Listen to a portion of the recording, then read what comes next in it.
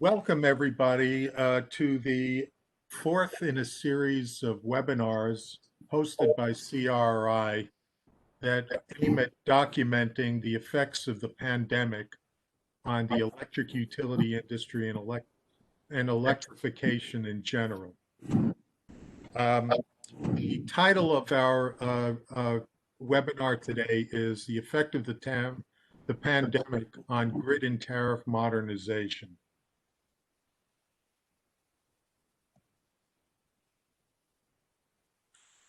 For those of you who are not familiar with the Rutgers, with CRI, it stands for the Center for Research in Regulated Industries. Its mission is to promote research and scholarship in education and regulatory economics aimed at improving regulatory policy. You can visit our website. The link is there. When we record this, you'll be able to see it. The center has been in existence for more than 40 years, and it was founded by Dr. Michael Crew, a well-known economist who spent most of his career at Rutgers Business School. The main focus of CRI is on utility regulation, which includes electric utilities, water, gas, telecom, and postal, another area that is being scrutinized quite a bit.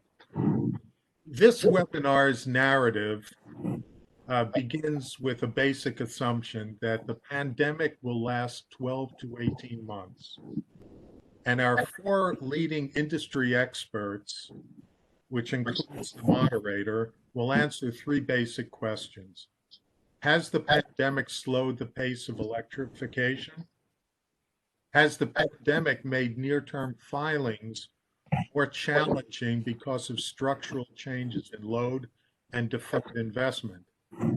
And will the pandemic defer rate structure reform? So most of this is in the negative, but of course people may disagree with it.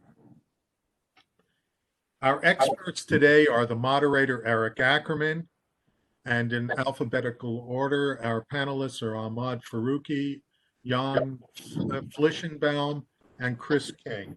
And let me give you a little bit of a thumbnail bio of each person, and you'll see that they're quite skilled and have a great deal of experience that they can use to address these problems.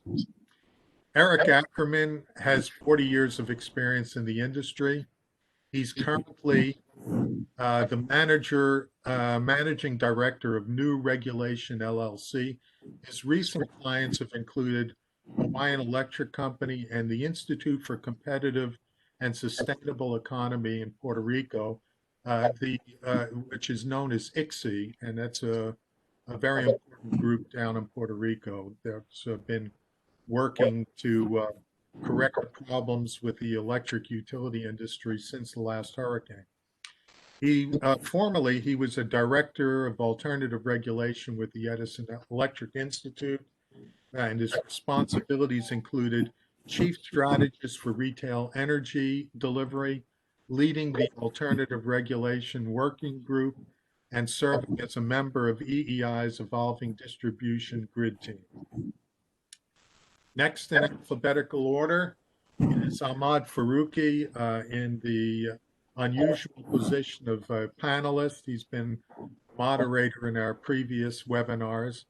Dr. Faruqui has also been in the industry about 40 years. He began his career in 1979 with EPRI and worked in a team that produced the electric utility rate design study. From there, he's done a lot of work on time-related pricing, and which includes time use rates, critical peak pricing rates, peak time rebates. Please turn off your speaker, or I could do it. And rebates, real-time pricing, and he's designed and evaluated experiments to test these new rate designs, and has testified in numerous rate cases to support them. In his consulting career, Dr. Faruqui has had more than 150 clients, has produced more than 100 papers that have been appeared in either peer-reviewed journals or trade journals. His work has been cited by major media companies, including The Economist, Bloomberg Businessweek, and Forbes, and he's appeared on NPR and Fox Business News. And he's appeared before commissions and governments across the globe. He has taught economics at San Jose State, UC Davis, and University of Karachi, and has done guest lectures at many institutions such as Carnegie Mellon, Harvard, Idaho, MIT, Northwestern, Stanford, and UC Berkeley. Dr. Faruqui obtained his master's in agriculture and PhD in economics from UC Davis and his BA and MA in economics from the University of Karachi. Jan Flishenbaum, our next panelist, he's department manager for costing and load research sections of the rate engineering department of Con Ed. He has 19 years of experience in such areas as cost of service and in electric and steam rate design. He earned a bachelor's degree from a business administration from Pace University and a master's in business administration from New York University. Chris King, third panelist, is Senior Vice President of E-Mobility for Siemens, leading global strategic partnering and policy initiatives. Interestingly, he founded or co-founded 3 energy startups and headed the rate design at PG&E. He was chair of the Smart Energy Europe and is on the board of the Smart Electric Power Association, SEPA. He has testified before Congress, state public utility commissions, and international regulatory agencies, and co-hosted the U.S. congressional delegation to the UN Climate Summit in Copenhagen. Chris holds a master's degree in science and business from Stanford University and a JD from Concord Law School, and is the recipient of 3 patents. Very impressive. Chris recently co-authored the article, EV Charging Tariffs, Work for EV Owners, Utilities, and Society in the Electricity Journal. The format today is a panel discussion moderated by Eric, followed by open discussion. Please turn off your microphones and video cameras, and please direct your comments to Eric through the chat window. Look for Thurston Ackerman when you're trying to identify Eric to send him a question. And with that, I am going to stop sharing and turn it over to Eric. Okay, thank you very much, Victor. Good afternoon, all. I propose to use our time this afternoon as follows. I will invite each panelist to address each of these 3 questions one at a time. We'll take one question, have each panelist address the question before we turn to the second question. I will generally watch the clock. I'm not going to be too precise about that, but we want to save time at the end to hear from the audience. In my experience, the audience frequently knows a lot, maybe doesn't know as much as our experts on the panel, but it certainly we will all learn more if we can take questions and comments from the audience. So I want to be sure and leave time for that. So we will cycle through each question. I will pause after the last panelist has addressed the first question. Before we proceed to the second question, I will pause, see if we have any comments in the chat box that are specific to question 1 before we move on. So with that, and I'm not going to presume to try to answer these questions myself. I think we have experts. I may take the moderator's prerogative when we get to the open discussion, but we'll see. So with that, let us turn to Ahmad. Would you please take the floor, Ahmad, and address the first question? Has the pandemic slowed the pace of electrification, you think? Thank you very much, Eric. It certainly has had some impact on all activities, not just electrification. All human activities have been affected. People are not going to work. They're working from home. They're hardly driving their car. There is no immediate need to buy a new car. At least the anecdotal evidence that I have suggests that car sales are struggling along with just about every other aspect of the commercial sector. Electrification, broadly defined, in my mind, means electrifying activities that today are not being electrically driven. Obviously, transportation is a big part of it, but it also includes heat pumps, for example, inside buildings, residential and commercial buildings. Right now, as we all know, the penetration of electric cars is very small in the United States. It is less than 2 million cars, a population of 330 million people. There is all kinds of projections and forecasts that, of course, have been made, and Chris King is far more knowledgeable about those than me. But my general impression is that, like every other city, have been paused. So electric cars, heat pumps, those are the two obvious things that come to mind. And in part because of the lockdown, and in part because of the shelter-in-place kinds of policies, people just stopped doing everything else. They focused on the basic necessities of life, such as sheltering and eating and ordering their food. All of those activities took priority. At some point, when the restrictions were eased up, people wanted to go and eat out, and then they were sitting out in the patios and eating out, but they were not seen visiting car dealerships to buy electric cars.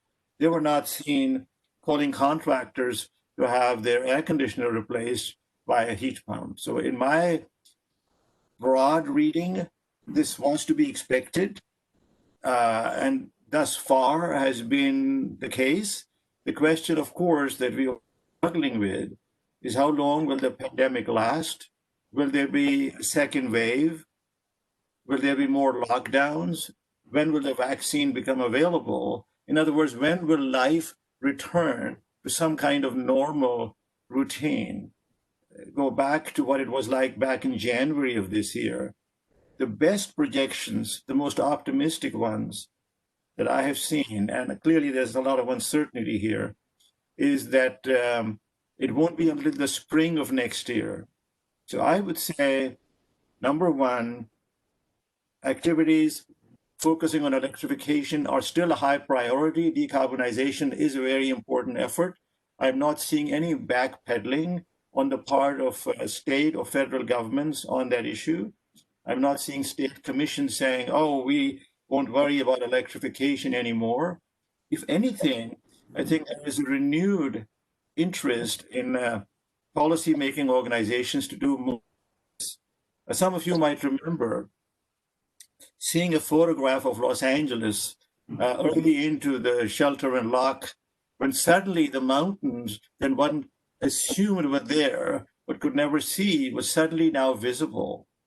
And the professor at UC Berkeley, whose name escapes me for the moment, he actually appeared on CNN and highlighted the fact that this tells us what life could be like if we would decarbonize, if we would reduce carbon emissions. We'd all be so much happier and healthier, and all of those good attributes. Now, the question, of course, is how many others share that sentiment? And to that extent, you have a lot riding on the November 3rd election.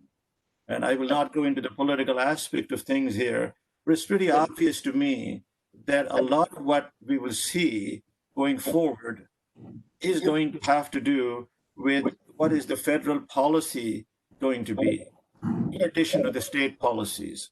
So that's kind of my sort of generic qualitative response, if you will. I don't have any forecast of how electrification will be altered. I have confidence it will not falter because of the pandemic, but temporarily, I think it is on a pause. So with that statement, I will pause. Okay, very good. Thank you, Doctor. Let us now turn to our next panelist, Mr. Flishenbaum. What do you say? What do you have to say on this question? Good afternoon. Good afternoon. Thank you for having me. I'm glad to be here. It's an interesting question, and I think it's a pressing question for the solar and the G community, who are probably probably apprehensive about the impact of COVID-19 on their business, on the progress of electrification, and they're probably looking for some meaningful action to kind of support these various programs. And I think in New York we have recently seen some meaningful action, and I think the New York Public Service Commission, throughout recent history, has made the case that the electrification-related investment has to continue in the state and has to continue even in the face of the current pandemic. For instance, the Commission has recognized that electric vehicles provide various potential benefits for the state, and that ensuring adequate supply of infrastructure supporting electric vehicles is critical to securing these benefits and achieving the state's environmental and clean energy goals. And this has been the Commission's position going back to the beginning of REV and the beginning of electrification. And when I say meaningful action is, we just had in the July open session, the New York Public Service Commission approved an order authorizing a new statewide program to encourage adoption of electric vehicles by making charging infrastructure more widely available to consumers. And in terms of actual funding, the Commission directed utilities to spend upwards of $600 million over the next 5 years to develop make-ready infrastructure for more than 50,000 publicly available level 2 and other charging stations, with the goal being to develop a robust public charging infrastructure capable of supporting up to 850 electric vehicles by 2025. I think this is a very encouraging step for the community and a step in the right direction, certainly. And that's just one of the examples of the state's continued commitment to support electrification. Another example that just recently kind of popped up is, as some of you use it to take them upstairs. Don't use it to give them down here. Yeah. Some of you have heard the New York Public Service Commission has recently established. Sure. Just to give another example of the Commission's and the state's prerogative when it comes to making progress on electrification, the very recent Public Service Commission that is established very recently, I think in the end of July, the Commission established a statewide generic procedure to identify and address the effects of the pandemic on the New York State utilities and on New York State customers and ratepayers. But in that order, starting the proceeding, the Commission expressly included that continuing clean energy related programs, and not just electric vehicles, but things such as energy efficiency, heat pumps, energy storage. It specifically identified these elements as really important for consideration as we look to analyze how the pandemic has impacted the ratepayers. So it's kind of embedded into the order is that we need to maintain and continue our progress on electrification. So my impression so far has been very positive, and I expect the pandemic not to have a tremendously detrimental effect on the progress of electrification, at least in New York State as we currently see it.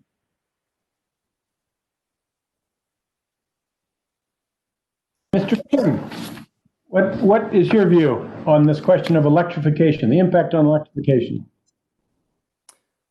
When I think about this, I look at what is driving the pace of electrification. How those drivers. And there are two big drivers, right? One is on the policy side, policymakers wanting to decarbonize the economy and reduce GHG emissions. And a lot of that is the state level.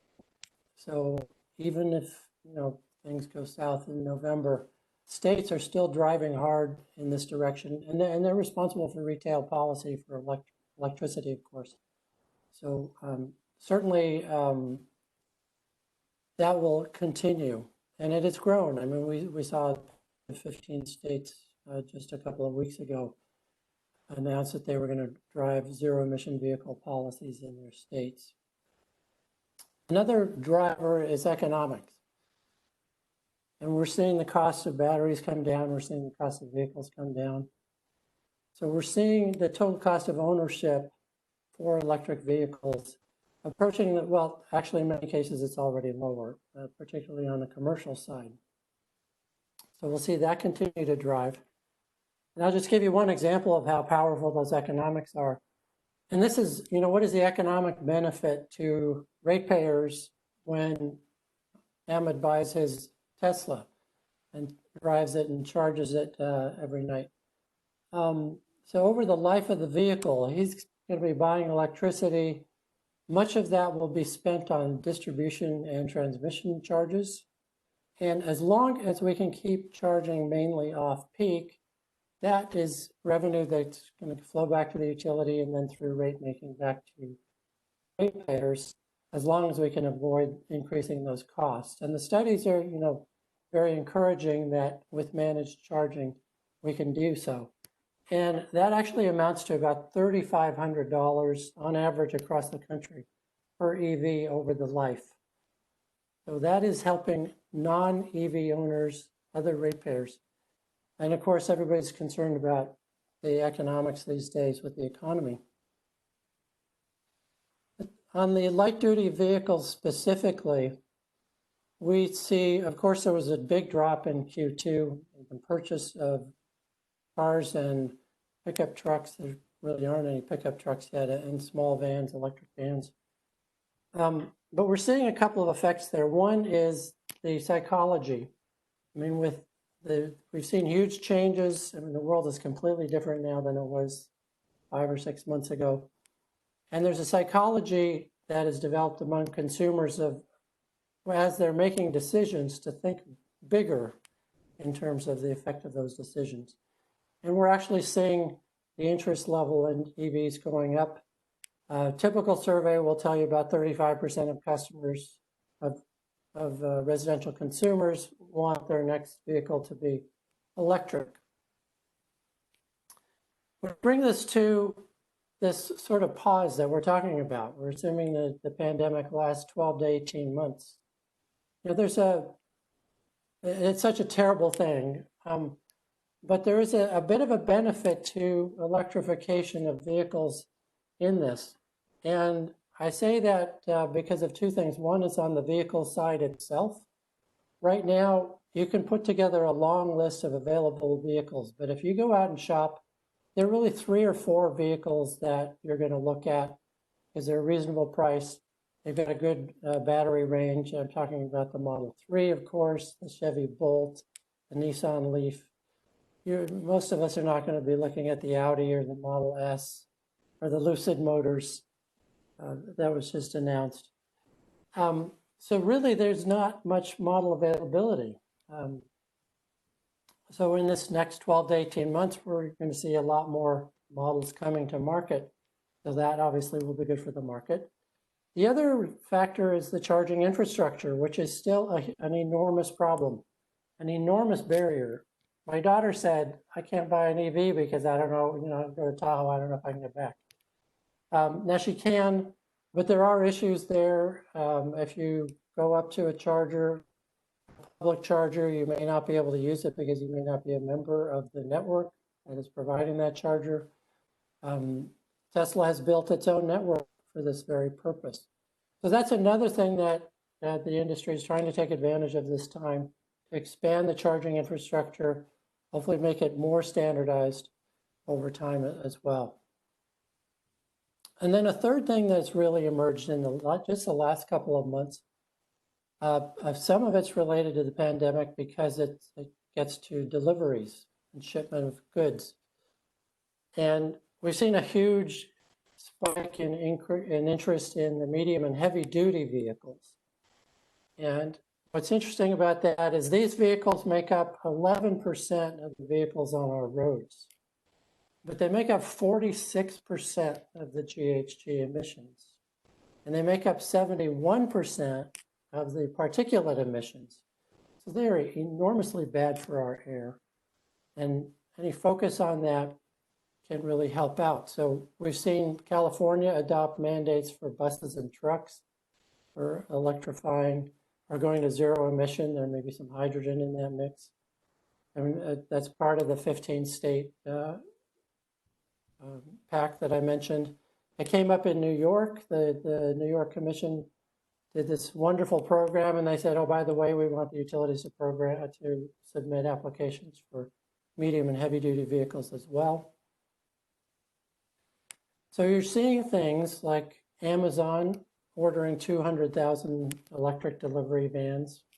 You're seeing Republic Industries, which is waste management. They ordered 2,500 electric garbage trucks.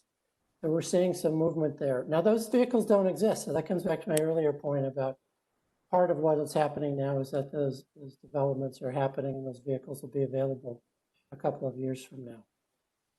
So that's a picture from the EV side. Looking forward to the additional questions. Okay, thank you very much. Let us pause now. I will relate for you one chat comment from Jean. There wasn't, forgive me, there was an earlier comment with some statistics, and I've lost it. Let me see if I can find it. No.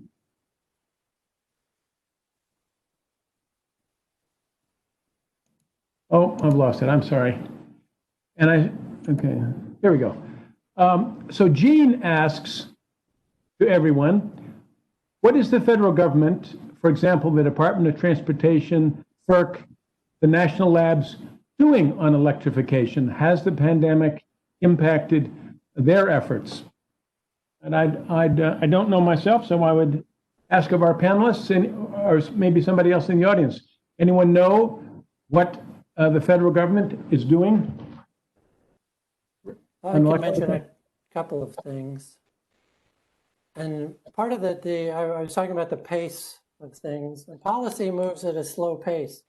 So we're still seeing stuff come out that originated even in the Obama administration. Just last week, there was an announcement from the Federal Transportation Administration of $464 million in grants for transit agencies. And a big chunk of that money is going toward electrification of buses. So that's one example. And then you have the national laboratories are doing a lot of research in this space. One of the areas of research is interoperability and how we can improve interoperability, getting to the point I mentioned earlier there. Great, okay. While you were talking, I did find the earlier comment. Jan Greiger offered the following statistics. After the first 5 months of 2020, the total sales exceed 717,000. I'm not sure sales of what, but 14%, an increase, a reduction, 14% year over year. I think this is maybe electric vehicles, but all right. So let's move on. That's very good. He also mentions that the total market share is up for EVs, even though sales are down. Okay. So with that, let's move to our second question. And we're back to Ahmad. Has the pandemic made near-term rate filings more challenging because of structural changes in load and deferred investment, and maybe deferred cost recovery as well? Great question. When the shelter-in-place policies began to go into effect, I would say there was a lot of hesitation, and I was involved in several rate cases that were either at the beginning stage or the middle stage. Some of them were put on hold. Some were pushed later into the year. But a surprising number stayed the course. And I did something that I have never done before, which is I testified via Zoom. And I testified in Nova Scotia, in New Brunswick, in Alberta, and in Missouri.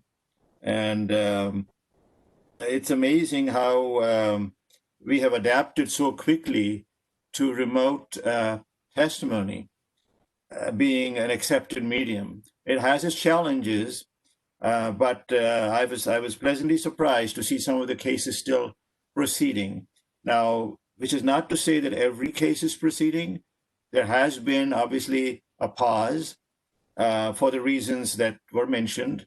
One big reason is that other issues have become even more significant than the kinds of things that I tend to do, which is rate design, as opposed to revenue recovery or rate level. Those issues became very important because when you have millions unemployed in the country, obviously they're not in a position to pay their bills. And many utilities and commissions implemented deferral of payments for people facing hardships. That's accumulating to a sizable sum of money for many, many utilities. And the question that actually has been dealt with in prior webinars in this series, the question has been how will that recovery take place? And that's become a very important issue. And there are several different schools of thought on that. One of which is, well, if you have decoupling, you can just go ahead and recover it through the decoupling mechanism. But others are saying, no, that doesn't seem to make sense because just when people are going through a difficult time, you can't be raising their rates to automatically recover the revenue that some of them were not able to pay. You'll just create like a vicious cycle. So those issues have come to the fore. To some extent, these challenges have been mitigated by the stimulus package that the US government has been implementing. So the short answer is, initially there was a pause. Some of the cases resumed, even the rate design cases that I work on, several of them resumed. Some were held up, but then bigger issues have surfaced, not dealing with rate design as much as revenue recovery, rate of return, and cost of capital. I fully expect that those issues will keep commissions busy over the next several months as utilities file applications to recover their revenues. And one closing thought I will say here is that overall sales growth for most utilities down. EIA has the national numbers, and at the national level, it's certainly be lower, if I'm remembering correctly, by 4% compared to last year. But it does vary across utilities. Utilities that have a lot of residential load are actually going to see an increase in load. Those that have a lot of industrial load, a lot of commercial load, particularly commercial load, those will see a bigger decrease. So I'm expecting in varying degrees each utility to try to work out with this regulatory body, whether it's a board or a city government or the regulatory body, some arrangement to recover those revenues. That's my take on the impact of the pandemic on regulatory rate-related activities. Okay. Thank you, Ahmad. Let's turn now to Mr. Flishenbaum again. What's your take on this second question, please? Sure. And the way I look at the question, it kind of has two parts that have impact on one another. The first part is the deferred investment and then deferral of revenue opportunities for utilities, and the second part actually, acting on those lost revenue opportunities and potentially putting together a rate case. And that's the second part is really what my team in Canada have started to think about really closely.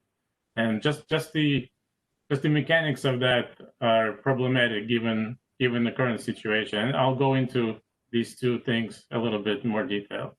So in terms of the deferred investment, Con Edison, like many utilities across the country, has deferred a certain number of capital projects and certain investments as a result of this pandemic. Examples are, certain field work has been suspended consistent with state guidelines. For example, we've suspended the installation of our AMI meters over the course of the pandemic, which just recently has been restarted as New York undergoes a kind of slow restart to normal. But we've also suspended collections and termination of service or non-payment for all customers. We've suspended the collection of late payment charges and reconnection fees. We also expanded the flexibility of deferred payment agreements for customers experiencing financial difficulty. And we've also, on the revenue side, suspended the collection of positive incentives and earnings adjustments, while at the same time striving to enhance energy efficiency programs to help residential and commercial customers reduce their usage. So, doing different things, trying to mitigate bills for customers during this difficult time. So these deferrals undoubtedly put pressure on doing business in the future, and potentially they can make the need for near-term rate filings more acute than they would have been absent the pandemic. So that's the part about deferral. But the pandemic has made putting together a rate filing very, very challenging. And I'll just go into one aspect of that. So one of my team works on analyzing customer usage throughout our territory and throughout our rate classes. And that's that's one of the foundations of putting together a rate case. So in that process, we typically select the calendar year that's near the time of the rate filing and develop customer usage characteristics for various groups of customers. For example, we take a look and calculate each service class's respective contribution to the system peak and also individual customer peak demands and so on, which gives a handle on how customers are using the system currently, which is really the basis for designing rates and making sure our delivery rates are fair and equitable to all groups of customers, and that customers, essentially end up paying delivery rates according to how they're using the system. That's our kind of basic principles of rate design as a starting point of developing rates. But the pandemic clearly has impacted how these various groups of customers, residential or commercial customers, how they have traditionally used our delivery system is we're seeing that has been changing. So, and I think many utilities throughout the country have seen these little shifts. So, for example, we've seen increases in residential usage, and we've seen contraction in certain commercial activities. So that poses some interesting questions when you're trying to put together a rate case. When you're seeing these shifts, does that mean now that residential customers, because they're using more and contributing more to peak demands, should their cost responsibility increase going forward? And it's a tough call. It's not an easy question to answer. We don't know if 2020, what we're seeing now, is really an outlier year, or really is it going to become a new normal? We don't know yet. We don't know if customers will return to their historical usage patterns in the future. So there's a lot of ambiguity as to how revenue allocation and rate design should proceed in the near term, given these various issues that the pandemic has brought up.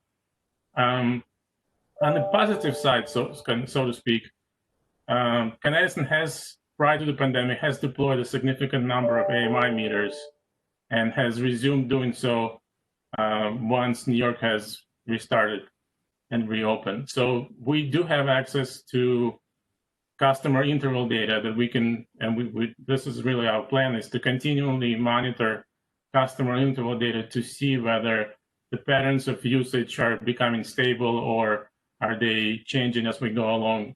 And so next year for us is very important. We will be taking a very close look and seeing how the pandemic has really impacted the structure of demand on the system or not, and that will give us insights into how properly put together a rate case. So it's an interesting question, and we don't have an answer right now, but we are monitoring what is going on in the system.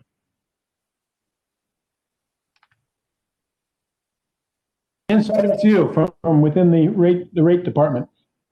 Chris, from your perspective, how would you address this question?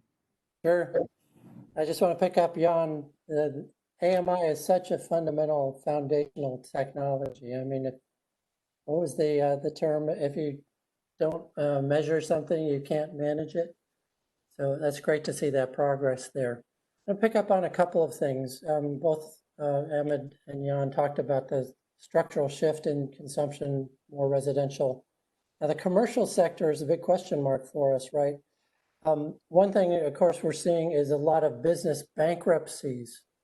So will those small businesses, will those restaurants, small hotels perhaps, small office buildings, how are they going to come back over time? Are they going to take longer? Will some of them be subsumed, as the stock market seems to believe, into giants like Amazon? And how much work from home will there continue to be? I saw one study from a professor at Stanford based on some long-term research. The estimate was only about 30% of people really want to work all the time from at home. So it's third, where a third will always want to be in the office, a third okay working from home sometimes. So her prediction is that long-term it's going to come out something on that order. Another thing we've seen this in my company, you've seen enormous savings in travel. You alluded to that, Ahmad. So it's going to be, how much are corporate controllers and CFOs going to be pushing back and saying, well, you were able to accomplish this long distance during the pandemic. Why do you need to get on a plane now? We're already seeing some of that. And I expect that to be a longer term effect, all of which will, shift those usage patterns, will shift the cost recovery equations. Another one that comes to mind is IRPs, because in those integrated plans, you often, if not always, have some element of energy efficiency. You also have some demand response. And so I don't think I've seen anything yet on, how is the pandemic affecting the results of EE programs and DR programs. I mean, you could certainly surmise that you'll get more residential DR and less commercial DR as an example, as well as EE, but that's yet to be proven out. I'll conclude with one other interesting development in rate filings. It's a little bit off your question, Eric, but I think it's totally relevant.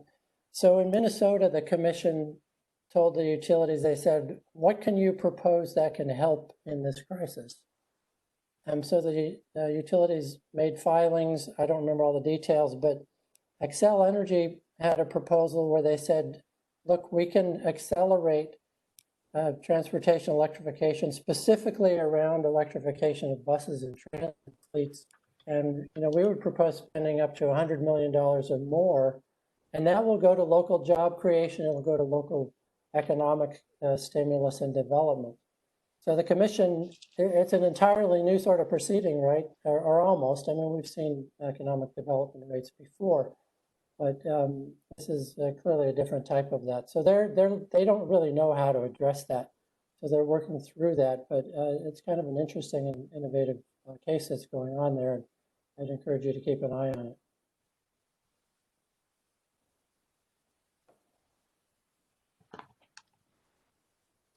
You're on mute, Eric. Capable of innovating. Hi, Eric, you're on now. Go ahead. Which Eric? I'm on? Yeah. I've been on, yes, I've been on. Okay, so I think we're ready. I'll pause for a moment. I don't see any chat comments on this topic.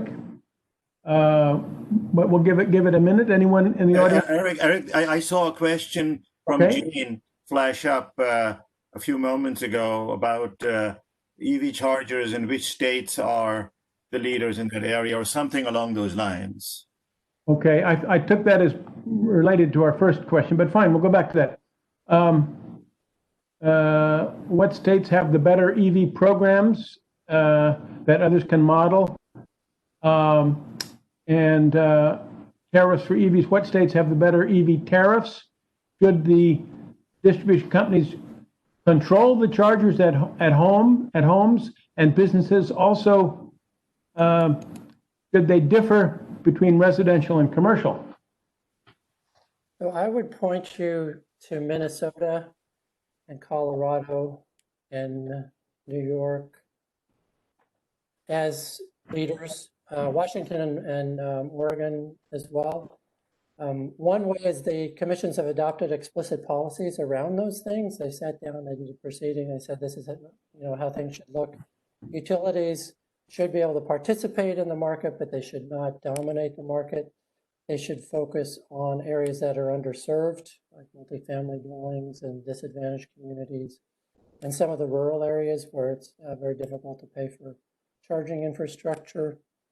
I would also look to California. California has a lot of spaghetti on the wall, and I would look there to look at all the different programs. There are many successes. There's some that have not worked out so well, but it's a great place to get experience and learn best practices from. And I believe, Chris, that in recent years, not in the last year, but certainly while I was still at EEI, California changed their policy about whether jurisdictional utilities should own charging infrastructure. They initially didn't really want, consistent with the way you were describing it for other states like New York, didn't want the incumbents owning those assets, but then the market was slow to respond, and in order to accelerate deployment, am I right about that? They changed the policy and allowed more open to having incumbents own some of those assets.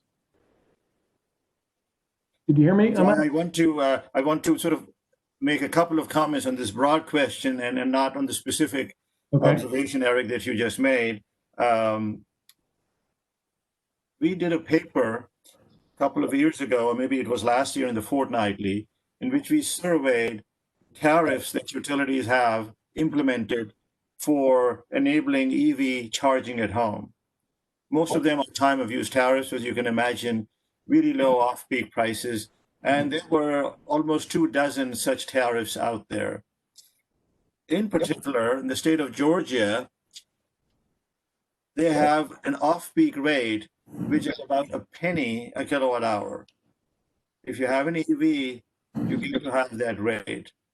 So obviously, some states are making it very attractive. Some have rates in the 2 to 4 cent range. So the state in which I live, I am an EV owner, and the rate I have also has a time of use element to it. But my off-peak rate is 17 cents. And that's, by the way, OFF, not ON. And so the price of charging varies a lot across the states, number one. Number two, I was in Hawaii last year, and I noticed they had a big Tesla showroom near Waikiki. So the next day I visited Hawaiian Electric. There was a rate design workshop. During one of the breaks, I asked one of their vice presidents, the price of electricity in Hawaii is as high as it can possibly get. So why would anybody want to have an electric car in Honolulu? And the answer was because the price of gasoline is equally high. And so they cancel out, and people go for the charm of driving an EV, the quiet car, no pollution, excellent acceleration, and it's a car of the future. So it's still, to some extent, being driven by rates, but not being driven by rates. I mean, as you know, more than half of the EVs, or about half the EVs, are in California, which is a very expensive state for electricity. So customer preferences, customer attitudes make a huge difference. Of course, charging stations make a huge difference, and California has a lot of charging stations, not as many perhaps as we need to have if you're going to electrify, but near my house, there are at least 3 superchargers within a 10-mile radius. And even within a 3-mile radius, there are a lot of superchargers. And of course, that's in addition to what I have in my house. So I believe range anxiety, at least in my view, as somebody who has the car and has many friends who have the car or talking about it, is the number one issue. So charging stations absolutely make a difference. And then comes the price of electricity. By the way, Jim Lazar just had a very interesting comment about Hawaii that you might want to read out. And I'll let Chris respond to that. I just quickly wanted to echo Chris's comment on utilities' role as facilitators in this space. And I think it's very well taken. I know we at Con Edison have been, we're trying to partner with the city to facilitate the conversion of the municipal fleet to electric.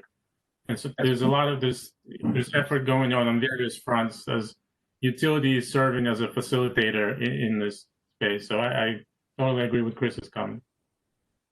Okay. Let's move on. Our final question, will the pandemic... There is Jim's question. Jim is saying that, okay, so I got another message from somebody telling me it's not clear there's a comment. I don't know what to say. I think we should let Eric be the moderator. Well, go ahead, Ahmad, you got the floor. Go ahead. What? I think that the comment from Jim was that electricity prices in Hawaii are indeed a lot higher than the national average, about 3 times as high, but the price of gasoline is only 1.3 times as high.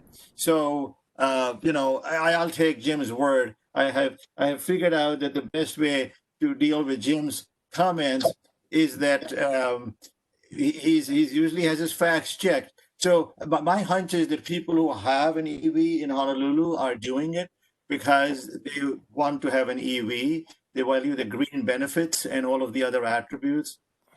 I mean, the manager of rate design at Hawaiian Electric just retired last year. I asked him about his decision to buy a Model 3, and he said he loves it. He has short drives, but he likes the clean air.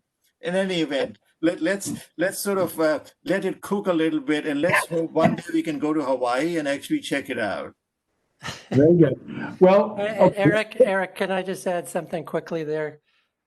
Very few of us know how to compare electric prices to gasoline, right?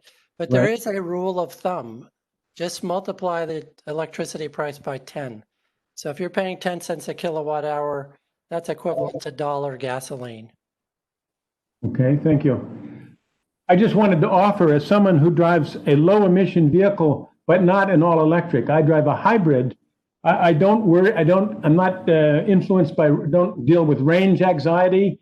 Still on an annual basis, probably 90+% of my miles driven are all electric. So that there is an alternative. So I'm just throwing that. Can I add one quick comment based on what Chris was saying? And I promise not to say anything further on this. I mean, it's the most exciting thing these days to have an electric car. I have to tell you that. It has a lot of pluses and it has some challenges. But let me focus on the pluses. So the plus factor is the fuel cost.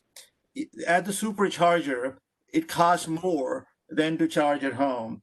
But these days I'm avoiding charging at home because I also have solar. I'm trying to measure the solar relationship with demand. So to avoid contamination, I'm going to the supercharger. It does cost more, but even factoring in all of the issues that are out there and my fast acceleration and my lead foot, as some people call it, hey, what's the point of having an EV if you can't accelerate faster than 10 other cars on the road? You have to show off. So even with that factored in, my cost of electric charging is 1/3 what I would be paying for the equivalent gasoline car that I previously had, which is a Porsche Boxster. So fuel savings is real. It cannot be denied even in California, but that's not the primary reason why people are spending $50,000 to $100,000 on a car. to save $10 at the gas station. I mean, at least right now it's an exotic market. Down the road, it'll be a mainstream product. And I know there are other products out there as well. I did say I will stop, so I'll stop. Okay. We can think of having another webinar for car buffs on, performance attributes, and we get into some of these other issues. Okay. So let's move on. Our final question: will the pandemic defer rate structure reform? Well, back to you, Ahmad. What do you think? So, will the pandemic delay rate structure reform? Is the question, right? Hey. I believe it will, and that's based on activities that I'm already seeing. Like, for example, in Michigan, Consumers Energy was going to roll out time of use rates as the default this past June. Everything was set, the commission had approved it. The pandemic arrived, shelter in place began, people are mostly at home. There are issues with paying your bills. So the concept of moving them to a time of use rate when they're at home all the time and have a different load shape, meaning that they might be paying more during the peak period than they otherwise would if they were not at home, has caused that implementation to be put off by 1 year. So that's example number one. Example number two is from the province of Ontario, Canada. And I realize it is not in the US, but it's next door. So what's happening there is of relevance to us. As you know, they have had default time of use rate pricing for a long time. And Chris and I have been attending over the years sessions with the Ontario Energy Board, looking at the pros and cons, and many people have been analyzing that. 90% of their customers are on that rate. They have the choice of going with a retailer, but 90% have chosen not to. So it was a pretty steady state kind of a program until the pandemic arrived. And there was obviously the shelter in place situation arising. People are all at home all the time. So how are we going to force them to pay these rates, which may have made sense before the pandemic?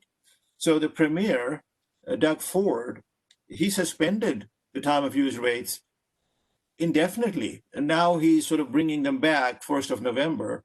What he did was, I think it sent shockwaves throughout the rate design reform movement in North America and probably globally. He not only froze the time of use rates and converted them into a flat rate, he set the flat rate equal to the off-peak rate. So you got a 15 to 20% discount right away. They're incurring losses. And so back on the 1st of November, they're going to restore the default time of use rate and introduce an inclining block rate as another option to give people a chance to get away from time of use rates. Those are two real examples. In other cases, I can mention Missouri. So Ameren, Missouri, and I should indicate I was a witness in their case, they have gotten approval from their commission to move ahead with transforming the rate design landscape. They're going to introduce a very mildly differentiated time of use rate. That'll be the default. And then, in addition, what you will have is 3 other time of use rates with much more significant differentials. There will be opt-in. One of them is designed particularly for EV owners. Late night off-peak charging is really low. So the discussion that took place just, I think, a couple of weeks ago, like a check meeting with the commission, and I was on the phone. The issue was, how do we do this without injuring the cause of the customers who are at home and they don't want higher bills? And how do we prevent this rate reform movement from being derailed? And there was a lot back and forth between the utilities and the commission on how they're going to make sure it's not derailed, but it's not going to happen until January of next year, right? So it's in the future. They have not delayed it. They're hoping they can still do it, but fingers crossed as to what could happen or not happen. So there's a fourth utility that I'll mention that doesn't want to be named, and so I will respect that. They already have default TOU. and they are concerned if that could create some tensions. So they're watching it, and they're going to see what's happening. But so far, there has been peace and quiet. So I think every commissioner, every newspaper editor and op-ed writer, they're all trying to figure out if there's something to go after, and if these things blow up in any one state or province, I think we could see some repercussions. So I am somewhat apprehensive. Okay. Okay. Jan, would you like to weigh in on this question? Sure. And I agree with Ahmad on a certain level. I think undoubtedly there has been a certain lull in the regulatory landscape as a result of COVID-19 and the lockdowns that ensued. However, I do think we're starting to see things pick up a bit.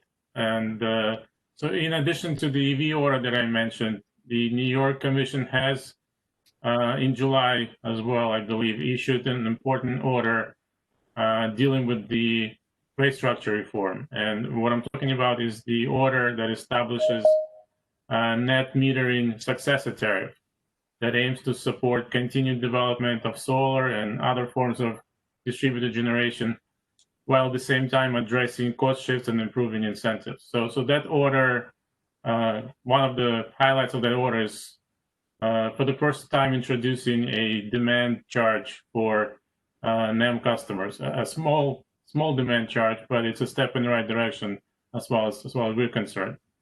And that order has been a few years in the making. Going back, I would say at least 2-3 years, the Commission's created a number of statewide working groups, including the rate design working group that I know Ahmad has been a part of and knows that group. He's very familiar with what's going on there. And so we were, tasked with assisting the Commission in developing new compensation rules that improve the alignment of distributed generation compensation with the values these resources provide. So I think that order is a good step in the right direction. We have been consistently hearing from the Commission their support for rate reform and their position that a more refined, so to speak, rate design with improved price signals will encourage customer behavior in order to optimize grid utilization and provide opportunities for participation in the distributed energy resource markets. So we think that the order that just came out is hopefully just the beginning of this process. And with that, we're hoping that other important statewide proceedings will be rekindled, hopefully even before the end of this year. So we are optimistic that rate reform will continue at a good pace. Thank you. So Chris, you got the final say before we open it up to the audience more generally. Okay, I'll just comment on one thing, and this is, again, with electric vehicles. EV tariffs are in a bit of a Trojan horse in terms of rate reform. Utilities are trying all sorts of things. Ahmad mentioned a couple of the TOU programs, but one of those is TOU programs. The majority of states now have TOU programs which have been adopted to promote electric vehicle adoption. In most cases, very, very small programs, but at least they're getting the tariffs in place, and they're getting the idea out there that, well, if you manage your usage, you can save some money, if you charge off peak. So there's, like I said, a Trojan horse of getting the concept out there and getting people learning about that. One of them that Emma didn't mention was subscription tariffs. There are a couple of utilities, Austin is one, and Excel in Minnesota is another, where you can pay a monthly fee and get all the power you need for your EV on a separate sub-meter for $30 a month. In Austin's case, it's $27 in Excel's case. So you know what you're going to be paying for fueling your vehicle on that. And those are pilots. They're testing that out, see what the effect is. The other one that's come up quite a bit is DC fast charging. With the low utilization of these high-powered chargers, you have extreme demand charges. So many states have adopted some sort of demand charge holiday for several years, usually 10-year kind of phase in or some other approach to deal with that issue. Point being that, here's some innovative things being adopted that then, have the potential to expand to other things as well over time.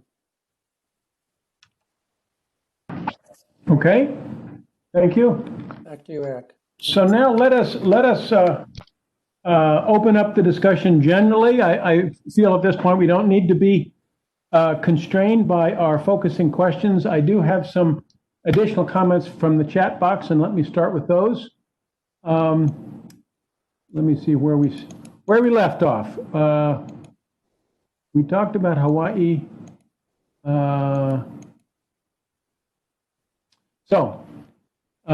Russ Hemphill, to everyone, says he agrees. COVID will delay time of use, yet there's yet another reason. It's been happening for decades. From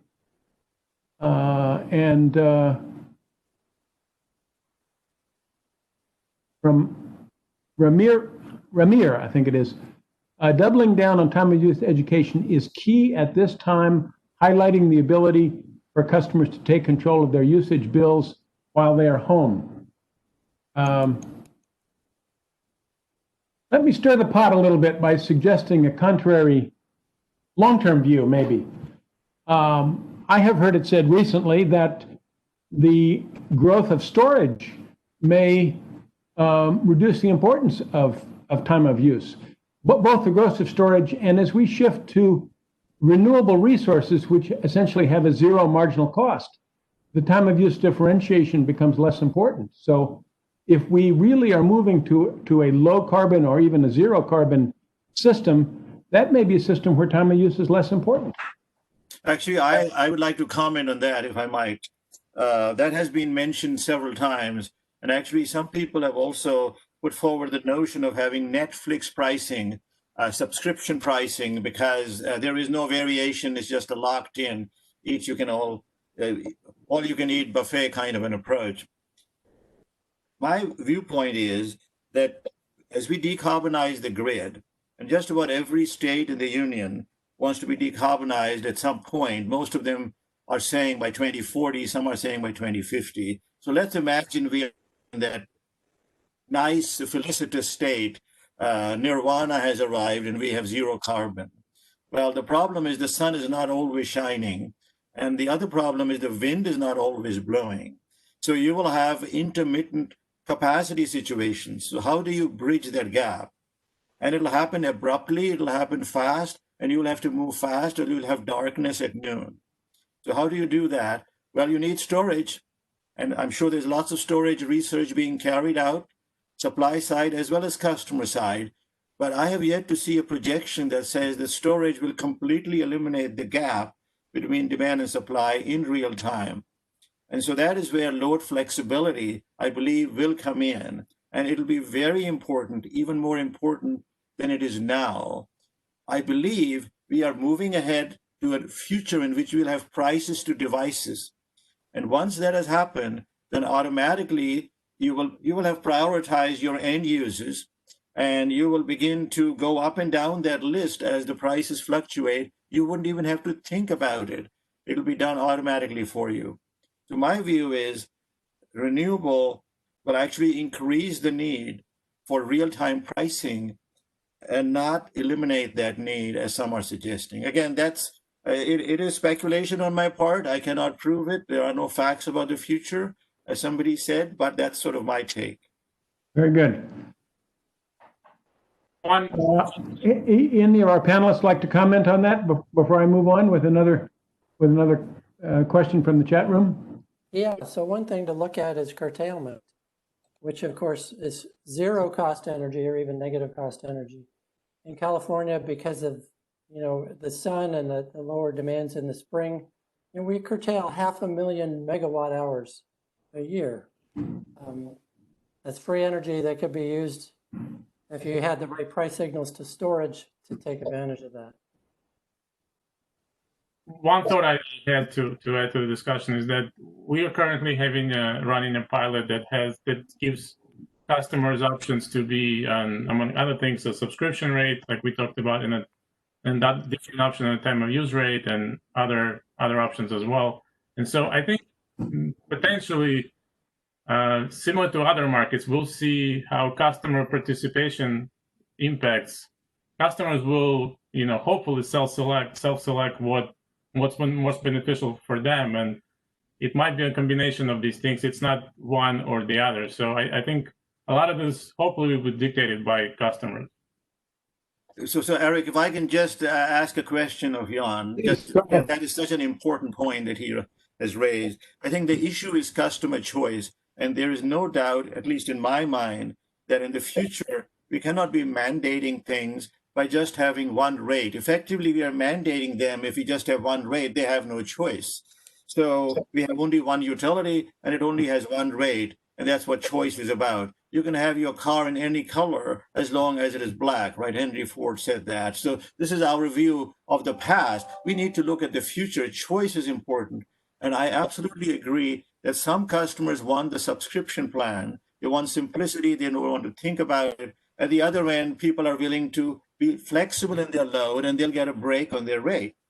So the question I have is, there is a new idea that has germinated which combines the two. It sounds to some extent like an impossibility, but the new idea is it is a subscription plan, but if during a certain hour you don't watch that movie, Netflix will drop your bill by $2.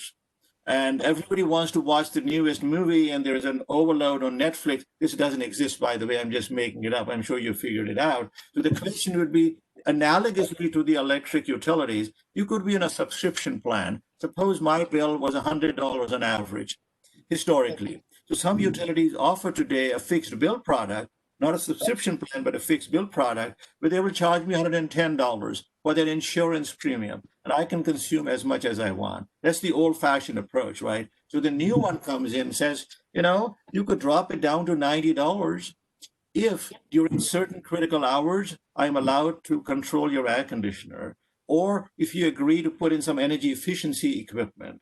So what do you make of this new concept, which takes the bookends of customer choices and marries them together? And now we have a subscription bill, which is guaranteed to be low, but you turn over the control of your appliances to the utility. And I think, to respond, I think some customers might subscribe for that. It depends on the customer's priorities, and it depends how, if they're really interested in monitoring the usage. And we also need to be mindful that we can't make these rates too complex, because you don't want to turn customers off of the various pricing signals and go back to what we had before. So, but undoubtedly you'll have customers who are interested in that. And I think, like you said, we should be ready to offer the choices. Yeah, the Excel EV subscription rate works pretty much that way. You get all you can eat as long as it's off peak. Anything you consume on peak, you have to pay extra for. Right, and to some extent, as we know, when the solar industry began, they were offering a leased product as opposed to a purchase.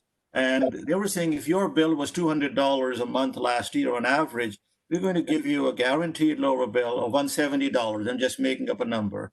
It was kind of like a fixed bill. It was guaranteed to be lower, but you had to agree to a 25-year contract, and they were going to put all this stuff on your roof. There are some customers who find that notion appealing. Anyway, back to you, Eric. Okay. Chris, I think we've begun to address this, but I'll pose it anyway. Minnesota is using smart chargers and whole house meters to separate time of use rates for EVs from inclining block rates for the balance of the house. What is your opinion on the concept of using smart chargers to enable time of use for EVs without changing the default rate design for the other usage, but avoiding the cost of the second meter on the house? Yeah, so I'm a big fan of that. And we just kicked off a project in New York to deal with some of the practical issues associated with that. So most charger manufacturers will make chargers that have a sub-meter built in. You could use it to do that. It can be accurate enough to do that. Not all of them are, but it can be. The issues are more institutional and logistical with doing that. You have to certify the meter and maintain the certification of the accuracy of the meter. And there's a whole set of rules and standards around that and testing requirements. Then you've got to communicate that data back to the utility to be able to get it in the billing system.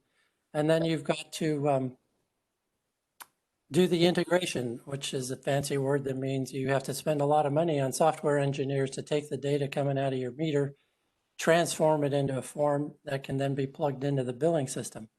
So those things have proven to be huge problems. California has had some pilots on that. Excel in Minnesota is doing the pilot, and they're running into some of those problems now. In our New York program, what we're trying to do is use a regular old utility AMI meter to do the same thing. It costs a little bit more, but it resolves those other issues. But then you have the ability to have the car on a different rate. And I want to say that those rates should recover all of the costs. They shouldn't be discounts for EVs. They should recover all of the costs of that class of customer. Good, thank you. Here's a question from Alan Sieber to everyone on the panel. I guess anyone in the audience as well. For utilities that use marginal cost analyses, has the pandemic affected how they are allocating costs among customer classes for various marginal costs and billing determinants? I think Jan may have touched on this somewhat. Is there anything more we want to add about that, how the pandemic may be changing cost allocations, basically? I guess maybe just to clarify, we actually perform both a marginal cost study and an embedded study. And the embedded study is really used for cost allocation between classes and the basis for rate design. Marginal study, at least currently in its form, is used to set discounts for various economic development programs. But the embedded study is really the foundation of rate design currently. Right. Okay. And if anyone else would like to jump in on these answers, please do so.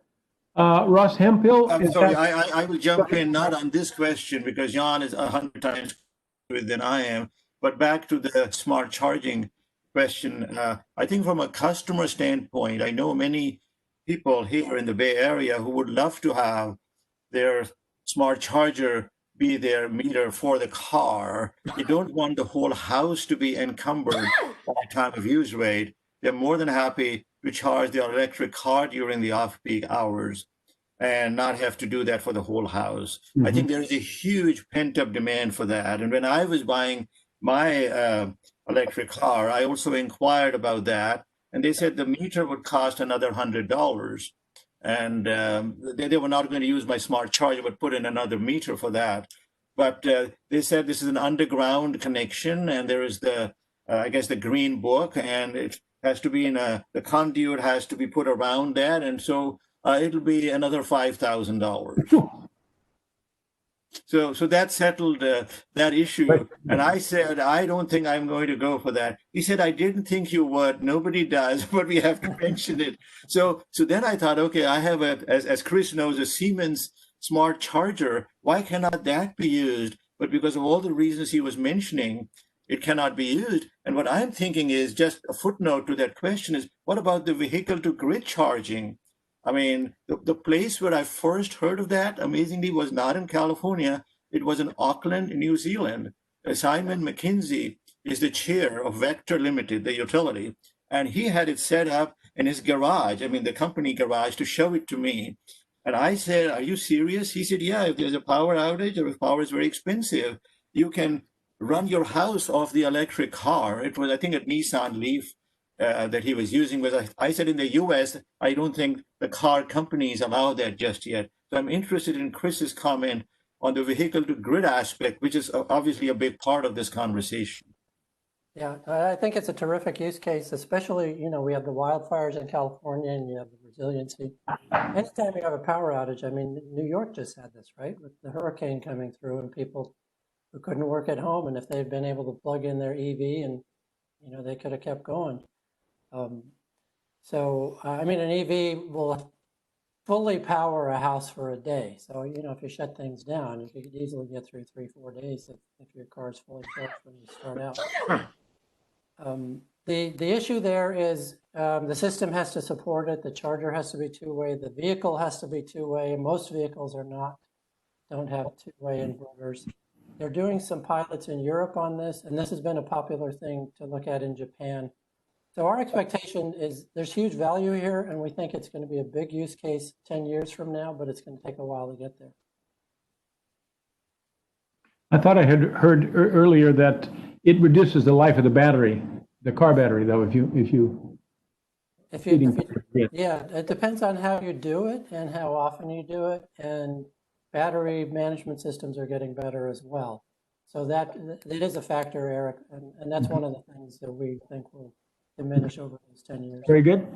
One more question from Ross Hemphill. So during the pandemic, has the price differential increased or decreased?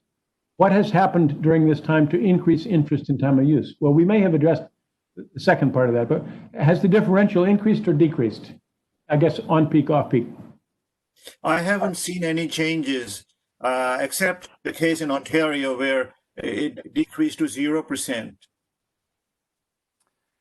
If you look at the wholesale markets, the prices have come down. I have not looked at whether the differential between peak and off peak and wholesale has changed, but I know prices have come down.